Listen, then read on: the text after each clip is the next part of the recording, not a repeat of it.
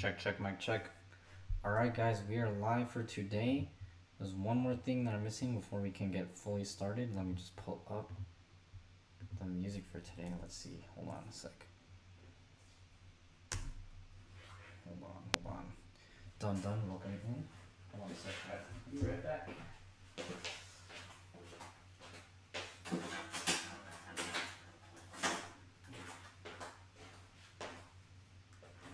Okay. Alright, Brian.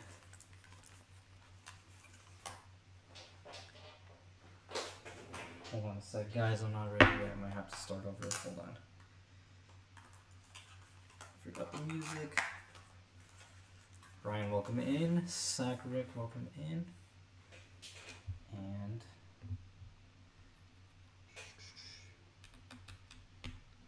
get in the music here.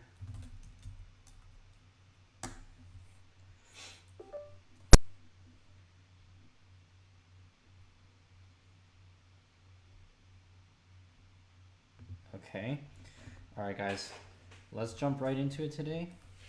We're gonna do some practice problems now.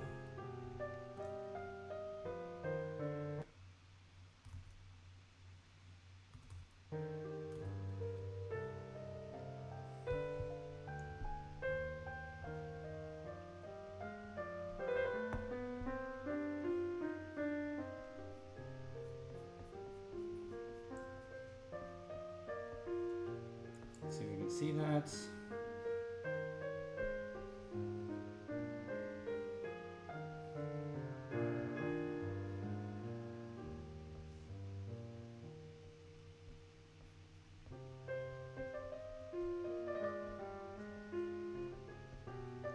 All right.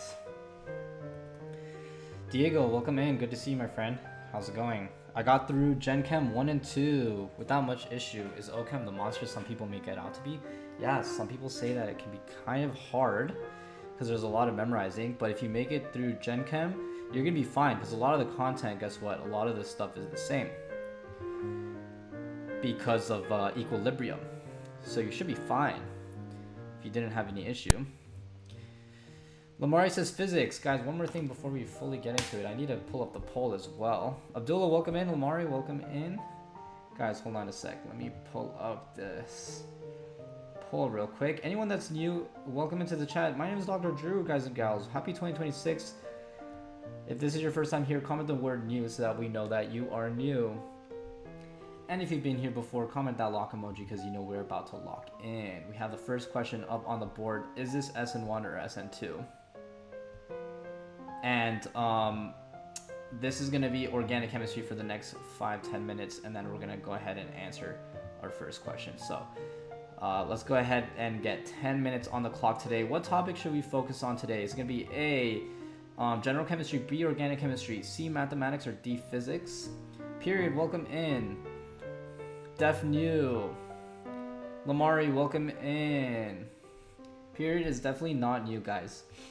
And so general chemistry, A, B, organic chemistry, C, mathematics, and D, physics. So tap that button on the top left hand side of your screen. Guys, this is the very first live stream for 2026. So how's everyone doing? Catch me up. Where you guys been up to? What you guys been up to? All right, so for our first example problem, just a quick warm-up problem. We have this bromine substrate. Okay, so here's our substrate. Let's start to label this guy here. Okay, and I see this bromine here, and what I'm working on, guys, is a video on how to determine if something is SN1, SN2, E1, E2, because that's a question I get a lot.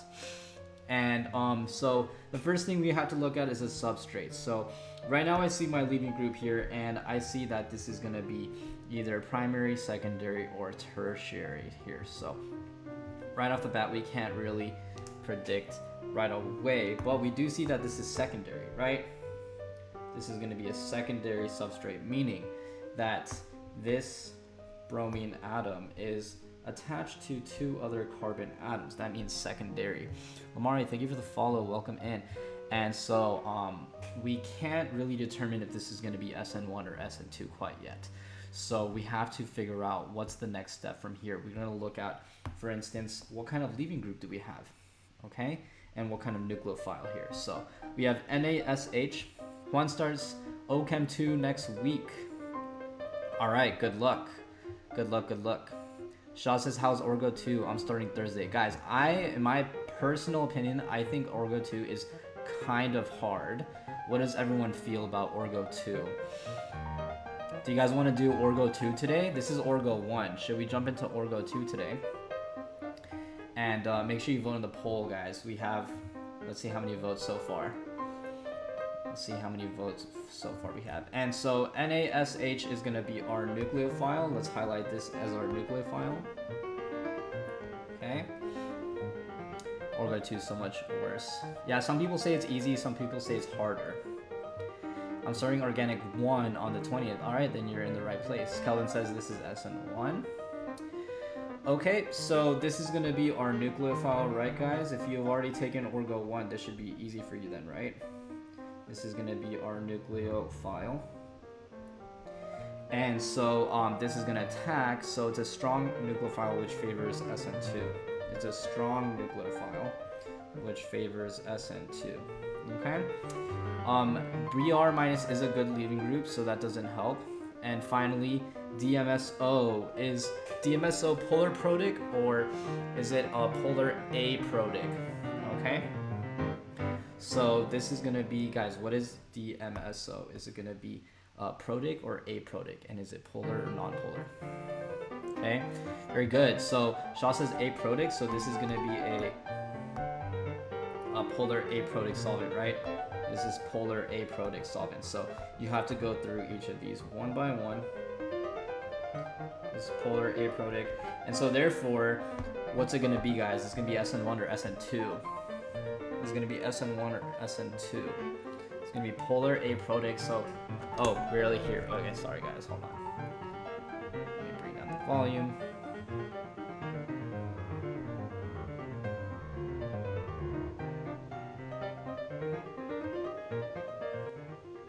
Check, check, mic check. Guys, is this any better? Was the music too loud back there? Let me know if this is better. Okay, so therefore, guys, this is going to be SN2 reaction. So SN2 is going to be our backside attack, right? It's going to be a backside attack into that, and therefore replacing that with our DMSO for a solvent. And that's going to be SH. Okay? Cool, cool, cool.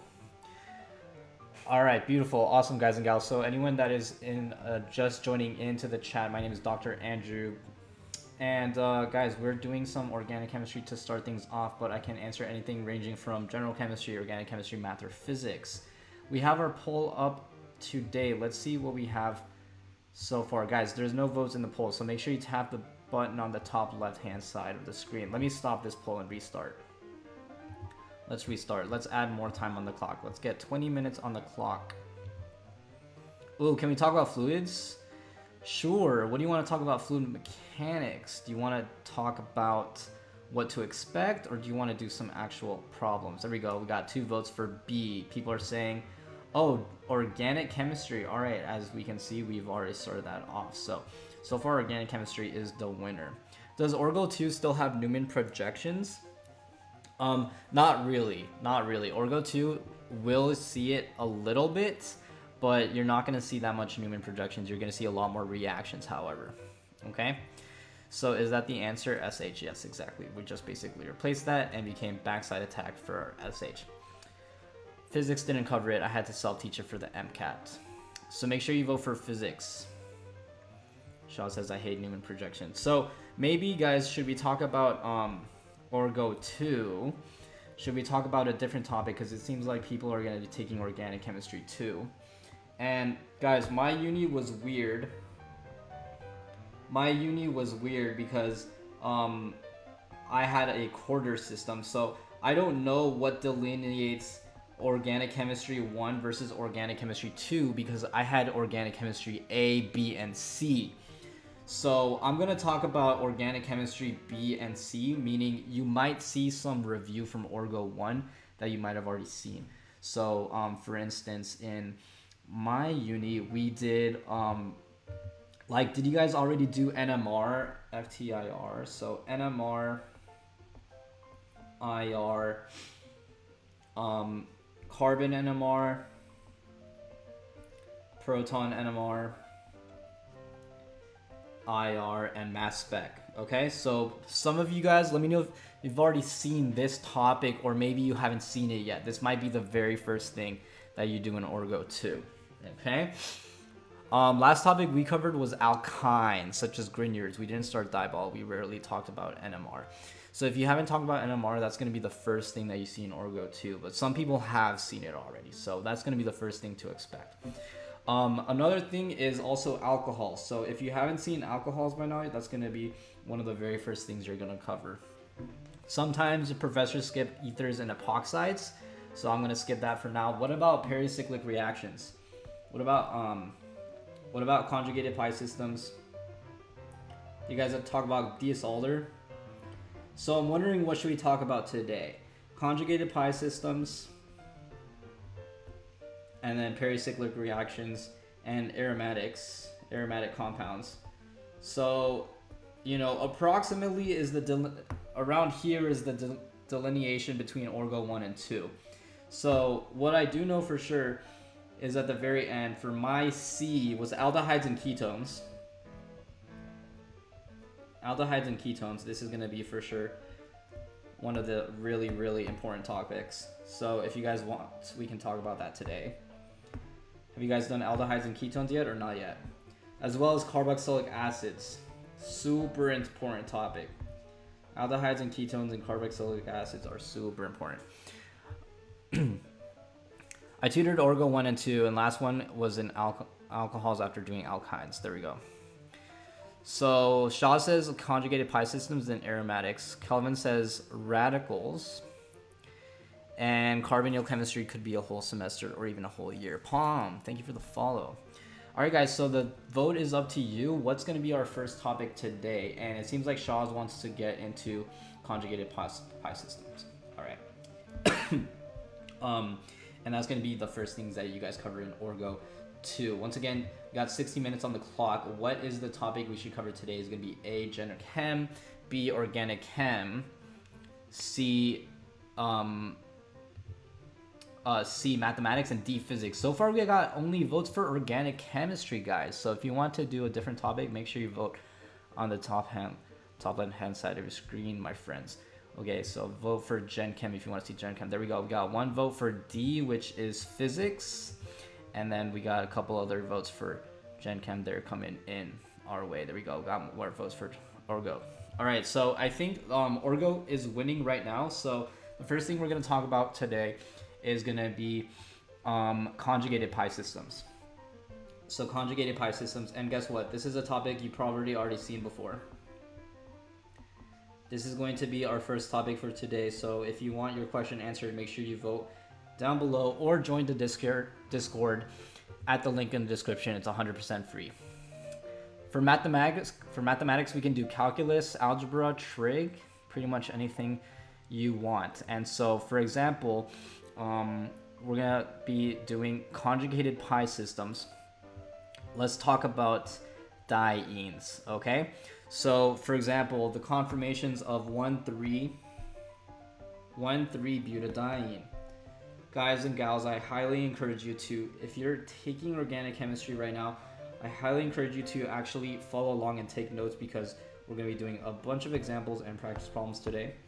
So the first example is going to be 1,3-butadiene, which has two conformations like this. And so this one's going to be our cis conformation. Okay, so this is going to be 1,3-cis-butadiene. And guys, what is trans going to look like? So can anyone down in the comments please let me know, what does the trans conformation look like for this compound? Okay, so cis means same side, right? Cis means same side. And then trans means opposite side.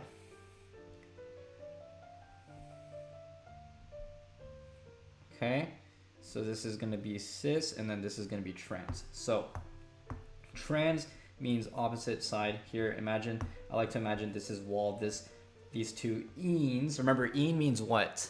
Ene means what? Unfortunately, I don't do real analysis. I can definitely do differential equations or calculus or linear algebra. Unfortunately, I can't do linear real analysis though. And then trans means that it's on the opposite side. So I like to imagine a wall, and then so on this side is opposite to this side of the wall. Okay. Very good. So then that's going to be one example for an ene. So in this chapter, we're going to be using a lot of resonance. So if you're about to take Orgo 2 and you didn't understand resonance in Orgo 1, well, you're cooked, because you have to understand what is going to be the resonance for alkenes. All right, and some of these reactions you've already seen before. So for instance, let's do a reaction. Let's do an example of a reaction here. Okay, we're gonna do addition. So let me know if you guys have seen addition before. So have you seen addition in Orgo 1? Do you remember what that looks like? So let's say I give you this compound right over here. And this is gonna be an alkene just like this. And I'm gonna react it with HBr. So anyone that's taken Orgo 1, go ahead and let me know what's going to be the product for this reaction. What's going to be the product for this reaction? So how do we determine what is this going to be here? This is going to be the addition of HBr across the alkene. Very good. So there's going to be a Markovnikov. So what the heck does Markovnikov mean? So that person who said Markovnikov, Shaw said Markovnikov. Very good. So that means we're going to take our proton, and then we're basically going to use our alkene double bond and essentially attack that proton, right? We're going to attack this proton and then create a carbocation intermediate. And so in this case, Shaw says that it's going to be Markovnikov. So Markovnikov means that our carbocation intermediate is going to live right over here. Jackson, the GOAT. Okay, so this is our carbocation intermediate. So what's the very next step here? The very next step is we're going to engage in the nucleophilic attack and generate the final product. Okay, so the final product is going to be indicated by,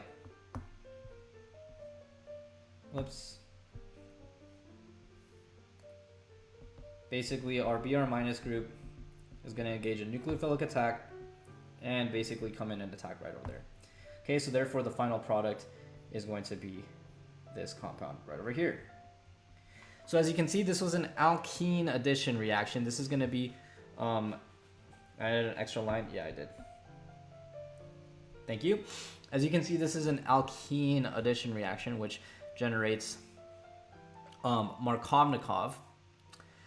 Now, when butadiene, however, is treated with HBr, a similar reaction takes place, because we're going to have allylic carbocation resonance. So let's take a look at what happens when we have a little bit of resonance, chat.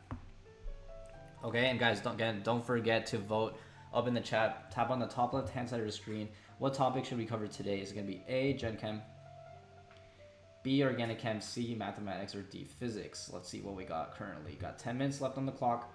And guys, OChem is cooking today, so if you want to get your questions answered, make sure you vote in the poll and invite your friends to vote in this live. So invite your friends to live stream and get everyone to vote for that topic. We got 4 votes for OChem today. It seems like OChem is cooking today. All right, guys, and so let's take a look at our example here with 1,3-butadiene. So what's going to happen if I react this with HBr? Is it going to be Markovnikov or anti-Markovnikov? Ooh, or is this a trick question? This is going to be a trick question, guys. So this is going to be basically our alkene group that's going to still engage in that proton transfer. Guys and gals, how's the audio? Is the music, do you guys like the music, or is it too loud? Do you guys enjoy JS Bach, or is it too loud today? So once we attack this proton, we're going to generate a carbocation intermediate, but also we're going to have a resonance structure. So we're also going to have resonance. Organic chemistry trauma. Damien says, love the music. Beautiful. And guys, what's the resonance structure going to look like? I'm basically going to move over this double bond and generate another carbocation via resonance. So remember, in orgo 1, just because you finish orgo 1 doesn't mean you're not going to see it again for orgo 2. All right, perfect. So now we have resonance stabilized, and so we basically have two reactions that can form here, two products. Okay, so the first one is going to be if our HBr attacks directly here, namely our Br minus rather, it's going to attack on this side. Okay, and then another case, I'm just going to copy and paste this, is going to be if our Br minus attacks over down on this side. Okay, and so what's going to be our product here? So the first product is going to be a double bond here, and then a Br down over here. And then our second case is going to be the Br lives over here. Okay, so hopefully we understand why that's forming here. Actually, as a matter of fact, I'm going to put this down over here. Let me redraw this one. Okay, and then that's going to be our final product there. Okay, so that's going to be said to be the products of 1,2 addition and 1,4 addition of bromine respectively via HBr. So this is that mechanism that you might have seen in the past in orgo 1, but you're going to again review that when you do your pericyclic alkene addition reactions. Okay, we can have a primary carbocation. It's just less stable, exactly. Okay, and guys, let's do another example here. What if we have a benzene reaction? Once again, this is going to be actually, this is not a benzene. This is going to be a, let's see, what compound do we have here? This is still a diene. Okay, so there's that famous orgo joke that you're diene when you take organic chemistry, because we have a diene here. Okay, so let's propose a mechanism, and we're gonna basically do protonation. Okay, so let's suppose that we have protonation here. I'm gonna go down here and show the mechanism, and what the mechanism is gonna indicate is I'm gonna use this ene here to attack this proton. Okay, and then basically that's going to generate our first carbocation intermediate.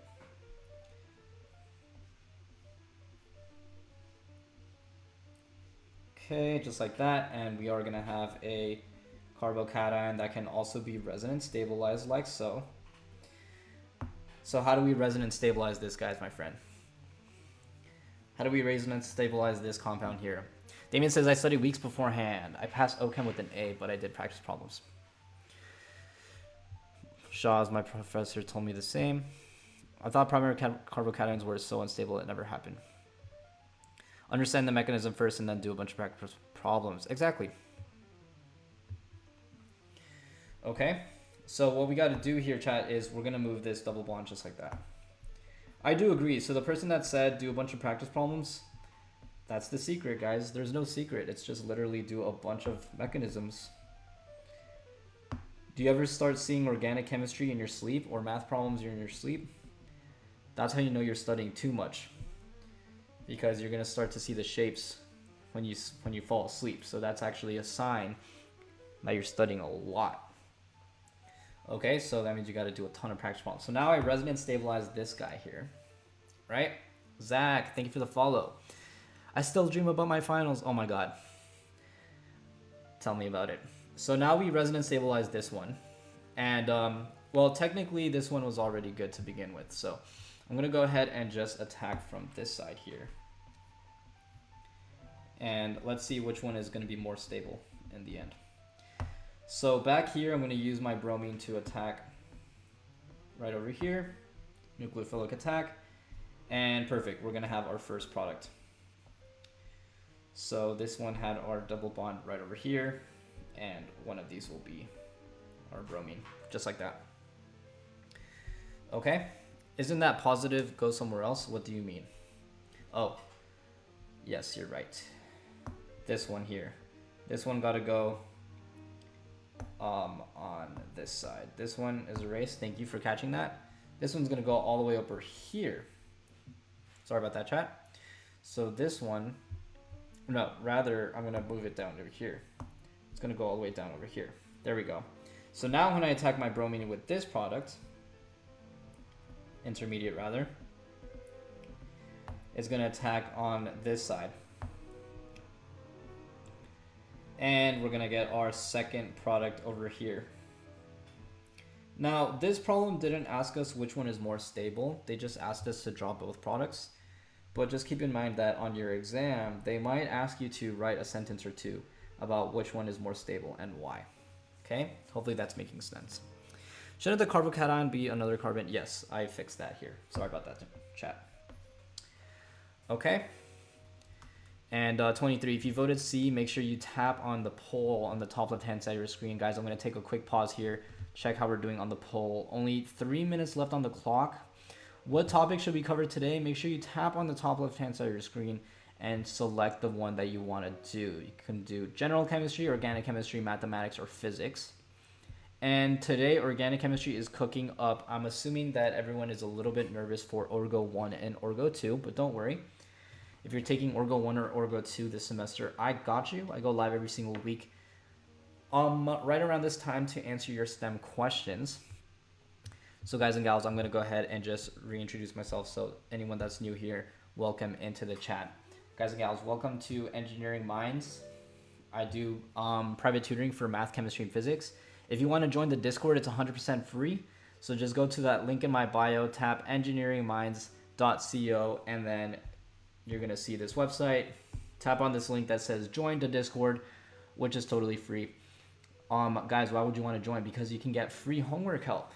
How's it free? It just is.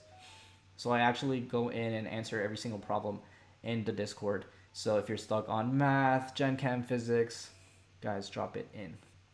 23 says I can't vote. Krishna, the tertiary carbocation is more stable because the positive charge spread is better spread out. Very good. Tertiary carbocation is more stable. Very good. Damien says I'm worried about OChem 2 taking this semester. Guys, what is everyone taking this semester? What are you worried about? What is everyone taking this semester and what are you most worried about? So a second ago we were going over the first topic that you might see, which is conjugated pi systems. Now I put this line because, like I said, my uni is a little bit weird. So my uni divides it into 3 sections. I don't have Orgo 1, 2, and 3. I mean Orgo 1 and 2. I have Orgo A, B, and C.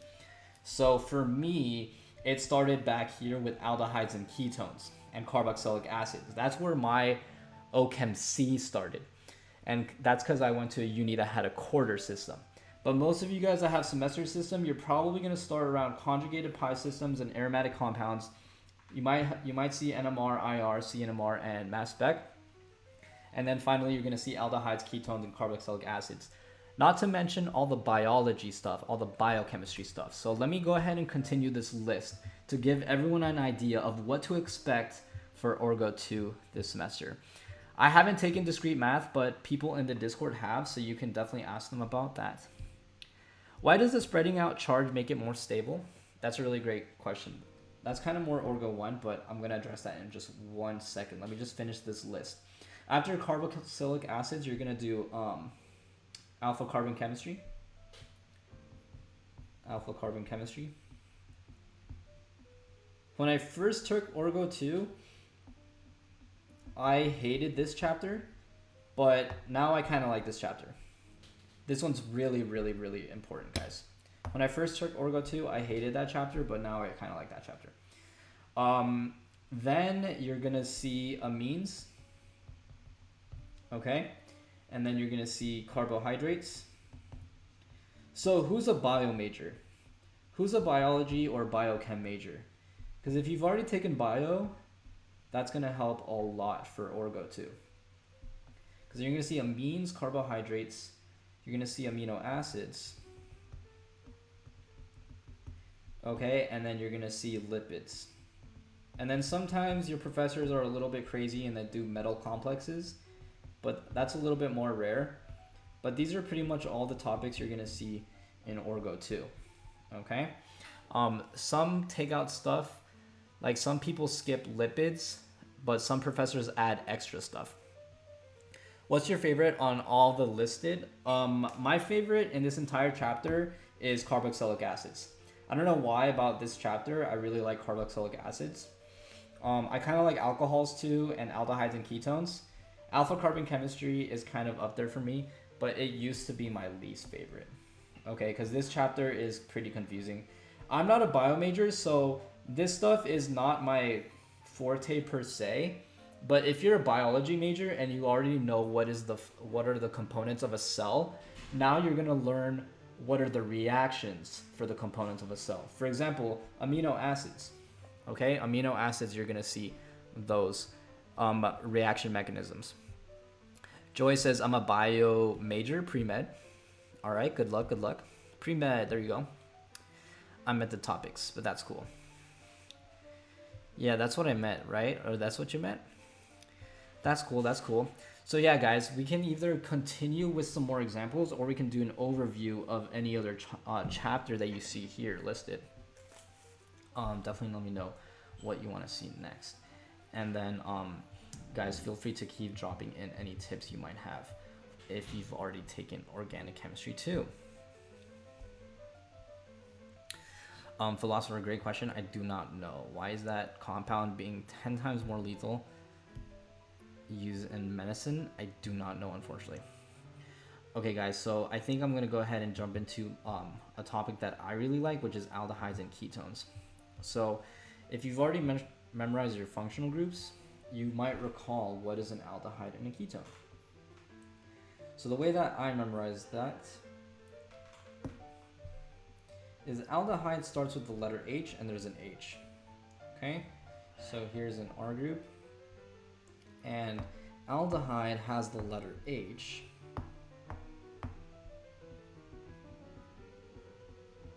Okay, so there's an H right there. And then a ketone, some people kind of say that a ketone kind of looks like a key. Kind of looks like a key. So this would be a ketone. Okay, but namely the biggest difference is that an aldehyde is a carbonyl with an R group and an H, whereas a ketone is two separate R groups. Okay, and organic chemistry cell. In your opinion, is OChem 2 harder than OChem 1? In my opinion, yes. Orgo 2 is harder than OChem 1, in my opinion. Ashley says moles, please. Guys, do you want to go over Gen Chem now? Let me check the poll. So, guys, let me see who cooked up in the poll.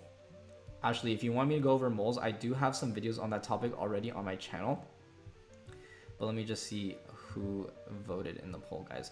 OChem is the winner, guys. If you want to switch to Gen Chem, comment the word Gen Chem. Let me know if I should go back to Gen Chem. Can you answer why you spread out charge stabilizes? Okay, very good. Let me answer why spread out charge are more stable here. So let's draw out a couple intermediate charges here. So let's suppose we have CH3Br.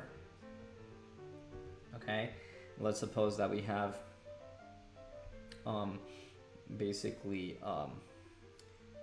CH2,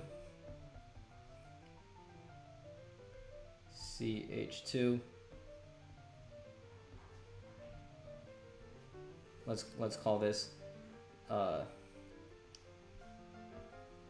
yeah, R H H, basically trying to make primary versus, this is gonna be a primary. Okay, so I'm gonna explain. So someone asked, why is a tertiary carbocation species more stable than a secondary?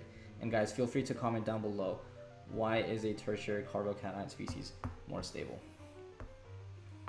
Okay, and then finally we're gonna have 3 separate R groups. Okay, so this is just a methyl bromide, and this one is attached to 1 R group, so we're gonna label this as primary. This one is attached to 2 R groups, we're gonna label this as secondary, and we're gonna attach this to 3 R groups, so we're gonna call this tertiary, 3 for tertiary. Okay, so The question is, why is something that is tertiary more stable? So which one is more stable, Chad? Primary, secondary, or tertiary? Let me make this a little bit bigger so everyone can see that. Okay. So which one is most stable? So this is going to be less stable because we have less carbon atoms. And then this is going to be more stable. Why is this the case? Because more stable. If you recall, carbon is electropositive, meaning that it is not electronegative. So when we have this charge, for instance, part of this carbon is going to be not even drawing some electrons. There's not going to be much of a polarity here. Rather, this carbon atom on this side is going to be somewhat satisfied. We're going to say that this carbon atom down over here is somewhat stable here. Now, if we have two R groups here, the two R groups are going to effectively sense this positive charge, and let's say, how should I say, stabilize this charge. They're going to effectively be happy. Okay, let's just say that this is going to be one carbon. Okay, this is going to be one carbon, two carbons, and three carbons. Okay, and carbon is extra.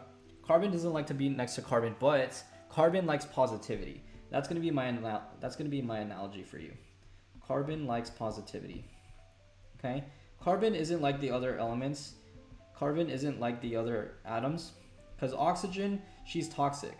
Okay, positivity. So oxygen likes electronegativity, but carbon is going to like to be positive. Okay, so if we have more carbon atoms, think of it as that they're sort of being more accepting of each other, so to speak. They're kind of sharing that positive charge. It's kind of hard to explain the first time you see it, but once you practice and realize that carbon that is more electropositive is going to sort of draw some of that electronegativity from that species there. Okay, does that make sense? Exactly. So Syed says electron delocalization. So the electron delocalization occurs at that carbon species, and then that's going to be sort of absorbed into each of those carbon throughout there. Okay, hopefully that's making sense here. I like to show colors here. So imagine that this is going to be all this drawn here versus 2 over here, and then finally a total spreading of charge here. It's a spreading. Delocalization means that we're spreading the charge around. We're sharing here. Okay, hopefully that's making sense there, guys. Okay, great question. So I'm going to go ahead and continue. I want to show you the very first reaction mechanism that we're going to see for aldehydes and ketones, because that's going to be one of the very first topics you're going to see. So I want to show you the first mechanism here. And so you might recall from Orgo 1 how that happens. Okay, let me know if you have any more questions about that, by the way. Okay, so we're going to do nucleophile. We're going to do a nucleophilic attack under basic conditions. Let's do it for a ketone. So suppose I have this compound, like so. Okay, and I'm going to do nucleophilic attack. I'm going to take my nucleophile. And this is a ketone now, so different topic, guys, by the way. Different topic. So now my nucleophile is going to come in, attack the bottom side of this carbonyl. Now, okay, let's figure out why a nucleophile is going to attack the bottom side of the carbonyl. So can someone please explain why a nucleophile would attack down here versus down here? Because remember, I said carbon is electropositive, but is oxygen electropositive or electronegative? Okay, does oxygen like to draw electrons or like to repel electrons? Contrarily, does carbon like to draw electrons or repel? So oxygen is highly electronegative. So I'm going to draw some partial negative charges here up on this oxygen. And then I'm going to draw some partial positives up on this carbon here. Okay, so therefore this nucleophile is going to be attracted to this carbon down over here. Okay. All right, perfect. So then we're going to push this up and then do our first nucleophilic attack. So this mechanism is super important for orgo 2. We're gonna have O minus right over here. Now our nucleophile is attached just like that. And finally, we're gonna have a proton transfer whereby water is used to work that up and generate an alcohol. So if you ever wondered how alcohols are made, well, this is how. Okay, super important you understand this process here. This is once again nucleophilic attack followed by a proton transfer, just like in orgo 1, but now this is in the context of aldehydes and ketones. So let's label each of these species. This is going to be a ketone. Okay, this is going to be nucleophilic attack. Okay, and then this is going to be a proton transfer step. Proton transfer to generate an alcohol. Now, one tip I have for everyone is don't try to memorize the reactions. Don't try to just blindly memorize each of these reactions. I want you to understand really what's going on. I want you to understand, okay, if I have a nucleophile, where is it going to attack? Remember, a nucleophile typically has a minus charge or has an affinity to anything that is partial positive. So it's going to attack that carbon there and then generate this minus right over here. So think about who likes who. If you try to make organic chemistry fun, then that's where you start to see a change. So think of that the nucleophile has a crush on the electrophile and they're trying to just form a bond, literally a connection. Okay? Is possible all negatives in artificial form like emulsion? Philosopher, I don't understand your question. Is possible all negatives in artificial form like emulsion? I do not know. Would the hydrogen surrounding the carbons not make the attack slower? No. Isaiah, would the hydrogen surrounding the carbons not make the attack slower? No. Hydrogens don't increase steric hindrance. Hydrogens actually decrease steric hindrance compared to carbon. Think of hydrogens as like little friends. You know, hydrogens are just there. Carbon is sterically hindered on the other hand, okay? So carbon does increase steric hindrance, but hydrogen is not a large atom, okay? All right, guys. So let's do another example here. So Ada, thank you for the follow. Sammy Poo says physics. Guys, what topic in physics should we do? Guys, let me go ahead and do a quick check. Do we want to keep doing organic chemistry or switch to a different topic? So let's do a quick poll. Let's do a quick poll. Let me pull this up real quick. Let me just type it out here. So guys, I'm going to ask you a question real quick. So basically it's going to be same topic, and then you're going to vote for happy face, which is organic chemistry, or switch topics. And then you're going to vote for a crying emoji. Okay? So the same topic right now is organic chem. And then if you want to switch topics, you're going to vote for crying emoji. Give me 1 sec to pull up the poll. Sammy Poo says keep doing organic. Alright guys, so we're going to do 60 seconds on the clock, starting right about now. Alright guys, so if you want me to keep doing organic chem, today we're talking about organic chemistry 2. Then vote for that happy face emoji. Okay, I know a lot of people are taking organic chemistry 2 right now, so we're just going over what you might see in the first couple of weeks of the semester. And if you want me to switch topics to a different topic, I can do general chemistry. We can do stoichiometry. I saw a bunch of people asking about moles conversions. I can also do mathematics as well as physics. All right, seems like a lot of orgo people are still here. My question for you guys is, if we are gonna do orgo, what's the next topic? Should we continue with aldehydes and ketones? Should we do more examples for different types of reactions? Should we talk about a different topic for orgo 1, orgo 2? Connor says, bro, do not do mole conversions. Connor says, bro, do not do mole conversions, please. So someone asked about mole conversions, and Connor says, do not do mole conversions, guys. So 3 seconds left. So orgo cooked. So we are definitely going to just stick with orgo today, and let's keep it going. So I'm going to go ahead and just do the very next mechanism. Last time we did it under I think we did it under basic conditions. Now let's do that under acidic conditions. So under acidic conditions, suppose we have this ketone. And once again, if you are taking organic chemistry, I do highly encourage you to get out your notes and actually follow along, because this is going to be the exact same stuff that you're going to see. Okay, so here's going to be HA here. So this is going to be an acid. So guys, if you know this mechanism, what do you think is the very first step? Or even if you've never seen this mechanism, what do you think is the very first step? So let me give you a hint. Remember, you don't want to memorize. You want to always ask, what is going on? So here we have an acid, right? HA, this is the acid. Okay, so let me just highlight this in orange here. So this is the acid. So what do acids do? What do acids tend to do? So this is going to be an acid, and here technically I see, oh look, I have an O. And what do oxygens like to do typically? So what's the very first thing we're going to do? Exactly. So Connor says donate hydrogen. So this oxygen is going to be basically coming in, and I like to say eating the proton. I like to say consuming the proton.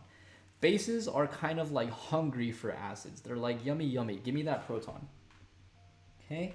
And then I'm going to give everyone a second. I'm assuming you're following along. I'm going to give you a second to draw the intermediate for this step here. So let's assume that O attacks that H via a proton transfer. I'm going to give everyone a second to draw the intermediate right over here during this proton transfer step. So what should it look like? What should it look like? Well, I know the bottom side of the substrate, which again is a ketone, is not going to change. And I am going to have a double bond O right over here, okay? With one lone pair, and that's going to have a positive charge. So oxygen doesn't like to have a positive charge. So what do you think is the next step here in this reaction? Liz, my goat. No, you. No, you. Welcome in. Happy 2026. Are you ready for the year? So assuming that we're going to have a nucleophile here. Nucleophile here is going to basically come in and attack this downside and basically push this up to create an alcohol. So this is one of the key ideas. If you were here a second ago, notice that this is pretty much the same thing we got a second ago. This is one of the key things that you're going to see over and over again for organic chemistry too. You're going to get the same product twice. This one was under basic conditions, but we got an alcohol. And then this one was under acidic conditions. We still got the alcohol. And so that can be good or bad depending on what are you trying to accomplish. Are you trying to do a reaction and you're trying to speed up the reaction, or are you trying to obtain a product here? Okay, so that's one of the key things you're going to see over and over and over again. So I cannot emphasize this enough, chat. You have to do enough practice problems and mechanisms so you can see what that really is going to be depending on what you have here. Sammy Poo, wait, why is it pushed down? Wait, why is it pushed down? Wait, why is it pushed down? What do you mean, my friend? What do you mean? Do you mean over here? Do you mean over here? Please let me know what you mean by why is it pushed down. Let me restart the Bach piano. Oh wait, hold on. There we go. Let me restart this. The positive charge to form an alcohol. So the positive charge here was effectively neutralized by the nucleophile. The positive charge was effectively nucleophile. Alcohol is methanol or ethanol. Yes. So the positive charge was here, it was effectively neutralized by the nucleophile. So the nucleophile was a negative charge, and this is a positive charge. Positive plus negative equals neutral. Let me know if that answered your question, Sammy Poo, if I should clarify. Yes, alcohol is anything that has OH. Alcohol is anything that has OH. For example, methanol is CH3OH.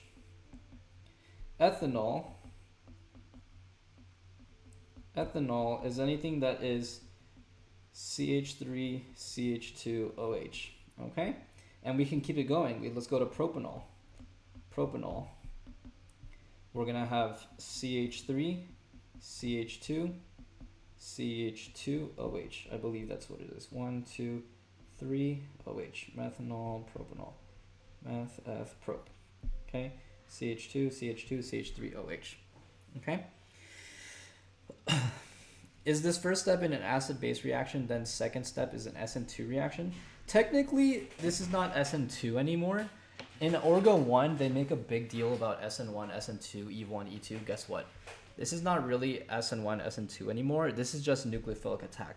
But yes, you can think of it as a substitution reaction. This is indeed a substitution reaction.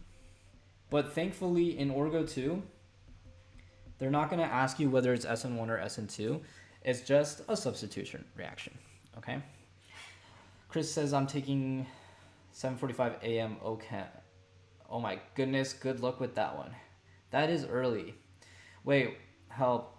Okay, wait, help. I only took Orgo 1 and I have 8 a.m. Orgo tomorrow. Also, oh my gosh, guys, you guys have some early classes.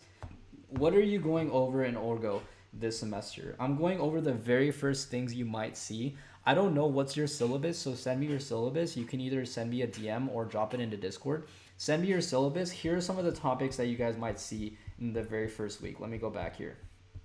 Okay, so if you've already seen NMR, IR, HNMR, and mass spec, you might see that first week, okay? If you've already went over this, then you've already passed that. But if you haven't seen that in Orgo 1, you're going to definitely see that in Orgo 2, okay? And then you're also going to see alcohols, conjugated pi systems, and aromatics if you haven't already. Again, some of these topics are kind of Orgo 1 related. If not, the very first thing you're definitely going to see is aldehydes, ketones, and carboxylic acids, as well as alpha carbon chemistry. Okay, so these are the very first topics you're going to see for Orgo 2 that are fundamental. The good thing about Orgo 2 is like you keep seeing the same thing over and over and over again. You're going to see nucleophilic attack followed by proton transfer, okay, or proton transfer followed by nucleophilic attack. So that's why we're going over this right now, because you're going to see that over and over again. So right now we're going over base catalyzed hydration and acid catalyzed hydration. Okay, so what are the important functional groups to know for Orgo 2? These are the ones. These are the important functional groups to know. Okay, aldehydes and ketones. Okay, which remember, aldehydes, let me do this real quick. Aldehydes. Remember, aldehyde has an H. It's a carbonyl next to an H. And aldehyde has an H, and the letter H is right over here. But a ketone kind of looks like, so that's an aldehyde. Let me write this down. This is an aldehyde. Yeah, I got you for tutoring. You can check out my website. I'm going to bring that up in just a second. And then a ketone, people say that the ketone kind of looks like a key. Okay, people say that the ketone kind of looks like a key. Yeah, guys, so if you need tutoring, I for sure got you. That's exactly why I'm here every single week. So every single week I do live free tutoring. But if you want me to work with you one-on-one, definitely sign up for a free call on my website, link in bio, okay? Go to engineeringminds.co. Okay, if you can't afford tutoring, that's totally fine. That's why I come out here every single week to answer your STEM questions here. Okay, so the aldehyde has an H, just like the word aldehyde, and a ketone kind of looks like a key. Some people say that it kind of looks like a key that you can twist. Okay, so also you're going to need carboxylic acids. You're going to need carboxylic acids, and that's going to be basically ROOH. Okay, so you might have seen these guys before. This is a carboxylic acid, and remember, carboxylic acids are acids, so don't forget your acid-base chemistry. Carboxylic acids. Okay, and then alpha carbon chemistry just means anything that is on the alpha proton, the alpha carbon.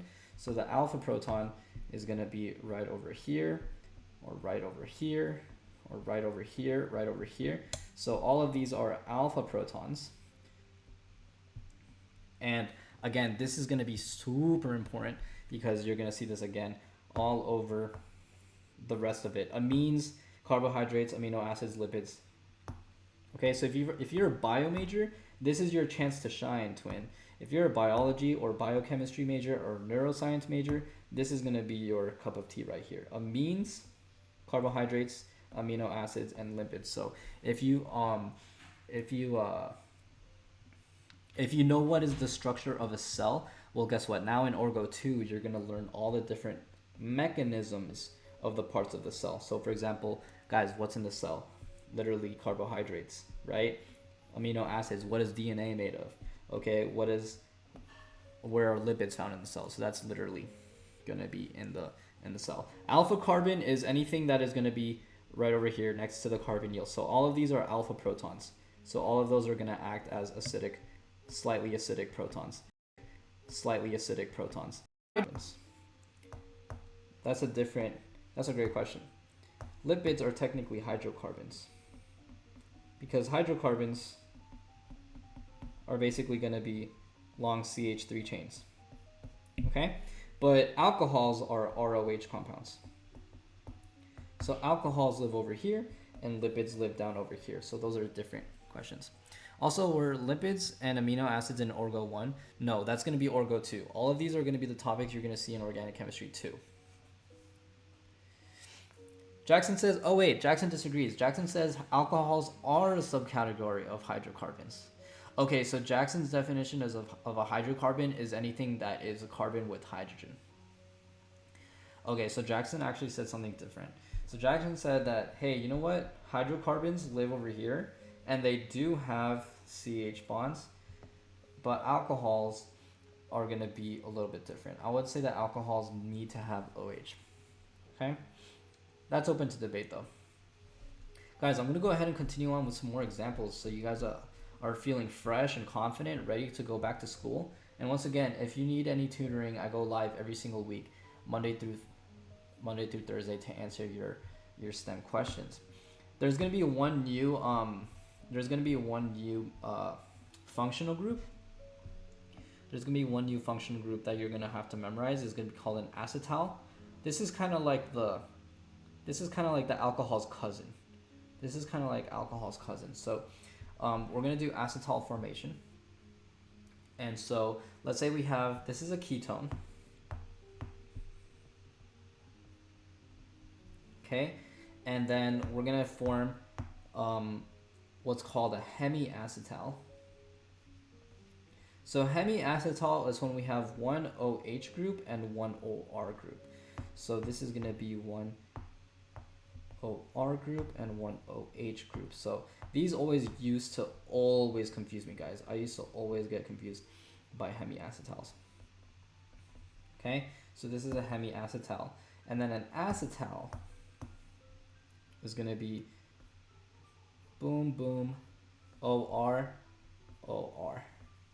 Okay, so an acetal is going to be when we have a carbon center attached to two R groups and two OR species. So this is going to be acetal. Okay, so you're going to learn the mechanism to form this. Cax, thank you for the follow. Alcohols typically do have OH. I thought alcohols always have an OH. Yes, they do. Okay. I can't think of one that doesn't right now. Yeah, alcohols always typically are going to have OH. What's the confusion, my friends? Remember, alcohols are anything of the form ROH. Okay, so for instance, methanol is CH3OH, ethanol is CH3CH2OH, and propanol is CH3CH2CH2OH. Okay? So alcohols are going to be one of the first things. Yeah, that's where the all comes from. Yeah, that's the all. Okay, this is going to be the suffix alcohol. OL is the suffix for alcohols. Literally, so methanol versus ethanol. Okay, some of you are a little bit more familiar than others. Some of you are a little bit too familiar. Thanks, twin. I'm going to lock in tonight because of you. Absolutely. We're going to lock in together this semester. If you ever need any motivation, come my way. Be like, hey, twin, I don't know what to study. I'm going to be like, hey, just do this and this. Remember, I also got you for physics and math. So anyone that's taking physics and math this semester, I got you as well. OH is by definition what an alcohol is. Exactly. Need this for my MCAT. Exactly. So if you're taking your MCAT, I pretty much do all the topics on the MCAT except for bio. So I do mathematics, I do physics, I do chemistry. All right, guys, so let's just keep it going. So let's just do that mechanism. That's our acetal formation. And let's do an example of how we're going to form an acetal. So this is going to be a long one. Okay, so this is going to be a long one. So I know this is not the first thing you want to see right back to school, but hey, might as well get started early, right? So let's say I have this cyclohexanone rather. All right, so cyclohexanone, I'm going to add excess H2SO4, okay, in ethanol. And so what that's going to do is I'm going to protonate my ethanol and generate this hydronium, this protonated ethanol species. Okay, so once again, I always want you to think about, chat. Remember, orgo doesn't have to be hard. I just want you to think about, is this an acid, a base, or a nucleophile, electrophile, and which one's going to attack what? Okay, so again, this is a protonated ethanol species. So is this an acid or a base? Is this an acid or a base? Can you move the box up? Is the protonated ethanol an acid or a base? Is it going to function as a proton donor or a proton acceptor? Okay, so this is a protonated ethanol species. And so I see that this is a lone hydrogen over here. This is a lone hydrogen, whereby my oxygen over here is going to act as a base and consume that proton. Okay, very good. Very good. Sammy Poo said donor, Z said donor. Very good. So now we're going to consume that proton and then generate double bond OH plus just like that. Okay, so remember, you're not trying to memorize this, you're trying to understand that proton donors like to, of course, donate protons. Okay, so now we have an ethanol that is going to function now as a nucleophile here. So now carbonyls, remember, carbonyls are going to act as electrophiles here. So now this O over here is going to attack this species and bring this double bond O up. Okay, I'm going to go quickly, and I know it's only the beginning of the semester, and I know that it's kind of going fast, but trust me, the semester goes fast, so might as well get this down now. Okay, and if you missed any part of this, don't worry, I am recording this. I will post this up on my YouTube channel. And then guys, so now we have this OH over here and this OET over here. So guys, what's the name of this compound? If anyone has taken Orgo 2, can anyone tell me the name of this compound, or at least the type of this compound? Remember, I see a carbon center. So I see this as a carbon center with an R group and an R group. Okay, and then I see an OR group over here and then an OH group over here. So the name of this is called a hemiacetal. Remember when I said that a hemiacetal was OR-OH, just like that? This is called a hemiacetal. That was another example here. Yeah, good job, Sammy. Yeah. So now we have our hemiacetal formation, but we're not quite done yet. Guess what? We're going to repeat this process. We're going to repeat this process because H2SO4 is a very, very strong acid. So H2SO4 is going to come in and reprotonate that ethanol. And guess what? Now this OH species is going to be hungry for this proton. Okay. And then I'm going to give you a second chat to catch up and let me know what you think is going to be the intermediate over here. Okay, so now our OH is going to attack that proton and try to figure out what is the intermediate over here, chat. Okay, so I'm going to basically start to redraw that cyclohexane group. Start to redraw that cyclohexane group just like that. Okay, and then I have OET and then OH and then OH plus just like that. Aha, so what did we form? Okay, what did we form right over here? I'm going to highlight it for you right over here. So I'm going to highlight this compound over here, which is a what? HOH plus. What is that, chat? What is that, my friends? So if we have HOH plus, that should look very familiar to you. Hopefully, if you're taking Orgo, this is gonna be our water. So water is H2O. Awesome, Connor. So water is H2O. Okay, and water is a really, really good leaving group. So water is gonna act as a leaving group, and we're gonna basically kick off that water. Okay, so we have a loss of, sometimes your professors like to put minus H2O. Minus H2O indicates a loss of water here. Okay, so water is H2O, that's gonna leave just like that. And then let's see what we have here. Now we reformed our, okay, OET, just like that. So it's gonna be OET, positive. All right, and actually, believe it or not, we're almost done.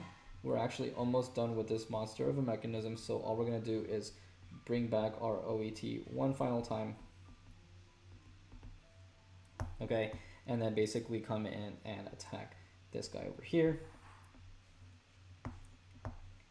Okay, and technically we're done at this point.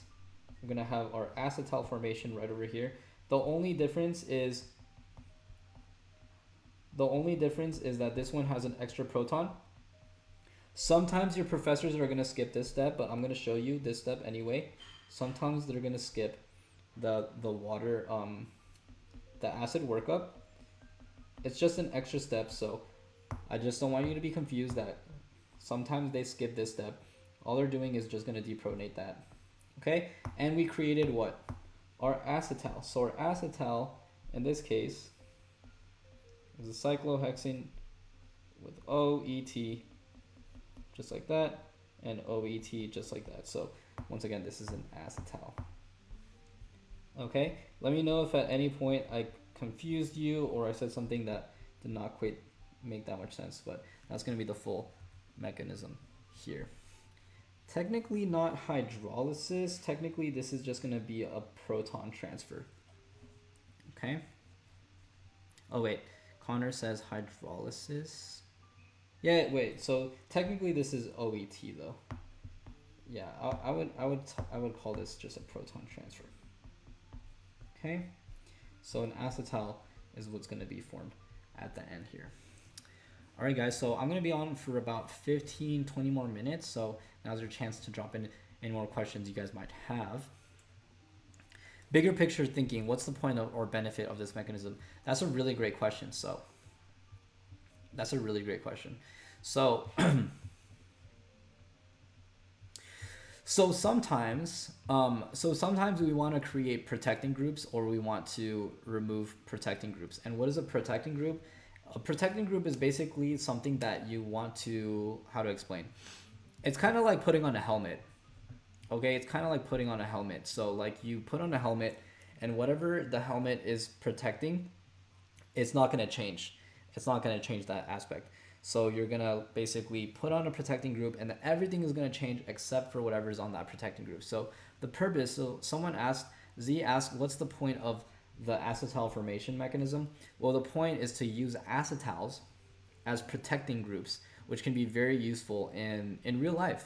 Okay, in real life, acetals can be used for protecting and deprotecting. All right, so that's a great question. Also, acetals can be used in drugs, in pharmacology. Okay, so some of them can be used to treat diseases. Okay, in particular acetal, which again can be used as a protecting group, which removed will generate another drug that can treat diseases. Of course, that's a great question. That's a fantastic question. Okay, guys, I want to do another mechanism here, which is going to be a long one, but I hopefully you can see that it is indeed going to be the same idea here. And the next one I want to show you is going to be imine formation.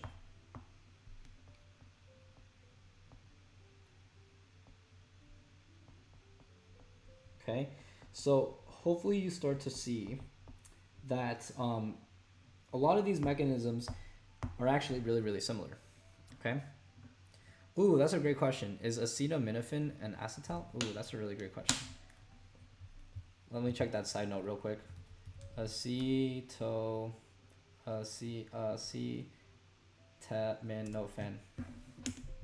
That's a really great question. Let's do a quick side note here. It looks like it is not. It looks like acetaminophen is acetaminophen.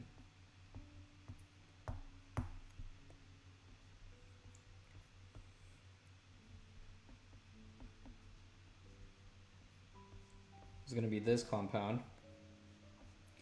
And no, it does not look like it is an acetal. I do not see the formula for the acetal here. Okay? Great question though, okay? Carolina says macrolides. What do you mean by that? I wonder where the acids comes from. Yeah, I do too. It could be this, because I'm thinking about like acetone, acetic acid, because this is acetic acid. Let me show you acetic acid real quick. This is acetic acid, so it does kind of have that structure, but not quite. Okay. All right, guys. So let's go ahead and do this next mechanism here. So I want to give you guys a big boost for the semester, because Orga 2 can be challenging. So if that's what you're taking this semester, definitely let me know. And really appreciate you guys following along. Once again, I go by the name Dr. Drew, and guys, I go live every single week to do free tutoring to help you guys with STEM classes like math, chemistry, physics. Okay, and guys, as usual, if you want to work with me one-on-one, I can definitely help you out. So you can either DM me, let me know what classes you're taking, or sign up for a free tutoring session at the link in my bio. First session is free. Okay, guys, so suppose that we have this amine attacking this carbonyl group is going to be our first step for amine formation here. Okay, and so that's going to be the first step in this reaction. So that's going to allow us to generate this intermediate. So I'm going to go ahead and let you pause here. Maybe I went a little bit too fast, but I'm going to let you pause here and figure out what is the first intermediate here. Suppose that NH2R goes ahead and attacks this carbonyl group here. So remember, this is going to be a nucleophilic attack, so I'm going to label this as a nucleophilic attack.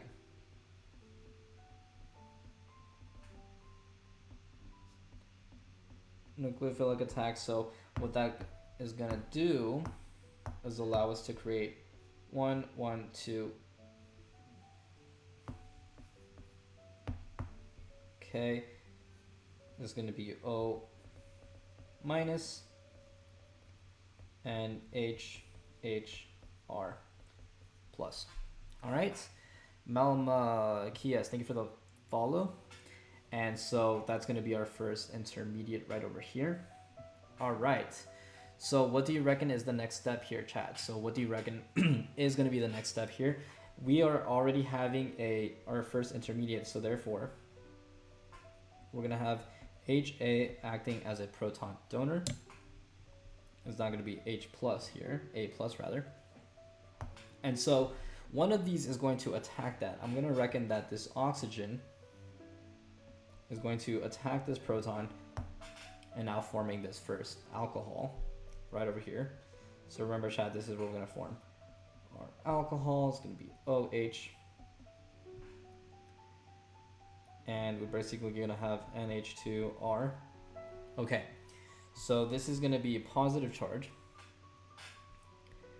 Okay, very good. So Sammy says proton moves from the nitrogen. Code name, second semester game, time to lock in. That's right. Welcome in, good to see you. Proton moves from the nitrogen, very good. So that indeed is the next step from here. So good job, Sammy. So Sammy says, basically now I'm gonna attack this proton right over here. So hopefully this is what you meant. I'm gonna attack this proton from the nitrogen. Okay. And then we're going to basically create this compound here. NHR. And perfect. So now, oops, I made a charge here that does not exist because I have this lone pair.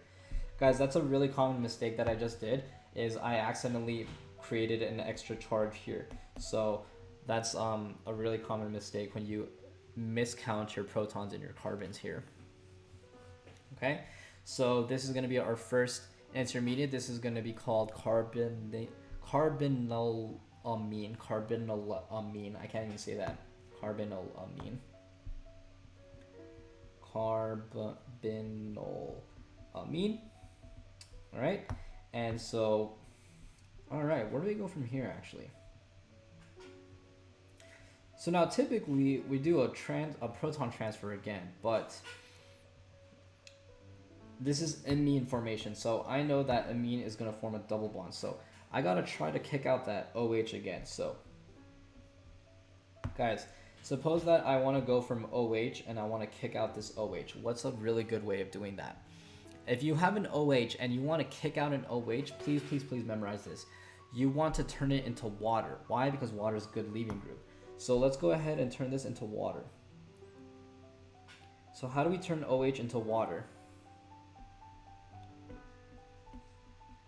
OH is basically going to attack one proton over here. And now I'm going to turn it into H2O. So H2O plus, now we have water, which is really good because that's what we wanted. We wanted to kick that off. Okay. You're not going to understand it the first time. You're not going to understand it the first time you see it. You have to do it multiple times, and eventually it's going to start to make a lot of sense. Okay, so we're going to remove this water. This is going to be minus H2O. Sometimes your professors like to write minus H2O to indicate loss of water step. Now all we did was create double bond N over here and HR plus. Now sometimes people ask me like, hey, how did you go from here to here? And I'm like, twin, that's the same compound. Right over here to right over here, it's the same thing. All I did was just rotate it. Okay, very good. Sammy sees double bond formation right over here. Sammy's cooking today. Really appreciate your interaction, your comments. Okay, so again, sometimes people ask me, how did I go from here to here? All I did was I rotated it. Okay, it's the same compound, I just rotated it. Okay, and then finally, all we got to do is just remove that final little proton. And we are good to go. And then we created this final compound. So a C double bond N to an R with different R groups, this is called an imine. This is called an imine. So this one's gonna come to bite you in another chapter in Orgo 2 if you haven't seen it already. This is called an imine. There's only one M in imine. So this is how we're learning imine formation, and then this compound is gonna come back in Orgo 2. Okay, guys and gals, pretty much gonna end it soon. I'm gonna be on for about like 5 more minutes to answer any last minute questions. I know a lot of people are starting off the semester, but guys, we're gonna start off the semester strong. And guys, anyone that is new here, my name is Dr. Drew, aka Dr. Andrew, and guys, you're watching Engineering Minds. Guys, I'm gonna go ahead and just talk a little bit about myself, but feel free to tell me about yourselves. Guys, are you currently taking Gen Chem? Are you currently taking organic chemistry, physics? What are you taking this semester? What's your major, my friends? My background is in chemical engineering. I do have a PhD in chemical engineering, and guys, I go live every single week to answer your STEM questions for free tutoring. And guys, you can ask any questions by joining the Discord, which is 100% free. So if you want to join the Discord, go ahead and tap that link in the bio. Go to engineeringminds.co, tap that link in bio, and then tap on this link that says join Discord. Once again, it's 100% free, so why would you want to join? Let that load up so that you can connect with like-minded students and make new friends. You can get access to free resources, study tips, and tutoring discounts. And then all you have to do is just put in your name and email address. You'll get it sent straight to your email link. Guys, I have a passion for teaching in particular STEM classes. So that's why I'm working on lots of resources, including written and videos. So I have a YouTube channel, obviously my TikTok. I have different content for math, physics, chemistry, and engineering. And guys, again, this is totally free, so just tap that link so you can check out the resources. Let's check out the Gen Chem one. Let's check out the substitution reactions resource. So this one topic has the YouTube video, so you can review your nucleophilic attack. You can review your mechanisms here, the terminology for primary, secondary versus tertiary. And then go down, scroll down, scroll down, scroll down, and then all these practice problems. Boom, there you go. So we got about 10 to 15 practice problems for SN1, SN2 guys. Codename says taking inorganic chemistry plus physics. Ooh, that's a really great combo. Sammy says, I'm a math grad. I did chemistry, but I did not get this far, so this is a really good lesson for me. Thank you, Sammy, for joining in. Once again, really appreciate your interaction. And Marari, thank you for the follow. And Sammy, thanks again for the follow. So once you're in the Discord, let me know once you joined. Jackson already is in there. Everyone that sees Huel Academy, that's Jackson. He's already in the Discord, and he is super helpful as well. And yeah, guys, so I will be back tomorrow. Just want to see if there's any more last minute questions before we sign off. So guys, a little bit about me. Once again, I did my background. I did my PhD in engineering. And guys, when I was in school, in undergrad, I actually struggled a lot with the sciences. So that's exactly why I'm out here, to help you guys lock in. And I'm going to be here this semester every week. The Discord is in the link in my bio.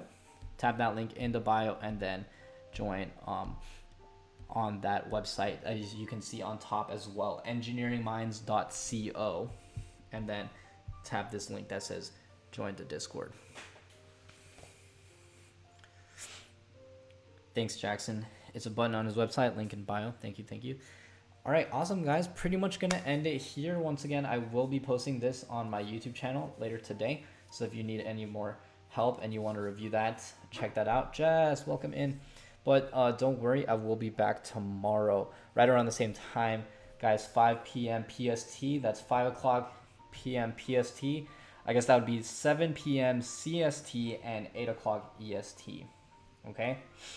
Jess came late. Jess, what are you taking this semester? Have you started the semester, or are we still early for you? Are you still in spring, or is it winter or fall for you still? Is it the end of fall, or is it the new semester for you? The live stream schedule should be over here. Let me see. I'm still figuring out the schedule for this semester. I might shift it earlier. As of now, it's set at 6 o'clock, but I might make it 5 o'clock. We're gonna see, or I might make it even a little bit earlier. So do keep an eye out on my story in case I need to reschedule it. But let's just go with 6 o'clock or 5 o'clock. I'll keep you guys posted up on my story. Oh, Jess is taking chemistry 2 for spring semester in about a week. Okay, so do you know what topics to expect? Do you know like what's the syllabus gonna be like? Do you know like what the professor is gonna be like? Yeah, Gen Chem 2 is like for sure one of my specialties, guys. So we'll definitely make sure to do lots of. And guess what? I have a ton of. Let me hide this real quick. I already have a ton of Gen Chem 2 stuff on my TikTok. I love teaching Gen Chem 2 because it's all about acids and bases. You know how we're talking about acids and bases in Orgo? Well, guess what? That's what we're gonna do in Gen Chem 2. So, where's my TikTok? Oh no, I think I got rid of it or something. Okay, tomorrow I'll make sure to showcase that. But yeah, you can swipe right to my TikTok and then just click on the Gen Chem playlist. All the Gen Chem videos. I have a lot of Gen Chem 2 stuff for acids and bases. I'm not sure. I'm gonna read my syllabus and practice your videos. Yeah, check those out. You're gonna get ahead. If you watch the playlist, I wish I can show you. I gotta re-download TikTok. I wish I can show you, but if you watch the playlist, boom, you're gonna get right into it for equilibrium, acids and bases. I promise you're gonna learn really quickly. But I want you to follow along and practice really, really hard, okay? All right, guys, I'm pretty much going to end it. I'll catch you in the Discord. Once again, it's totally free. Join the link in bio. And I will see you tomorrow, my friends. Peace out. Have a great rest of your evening.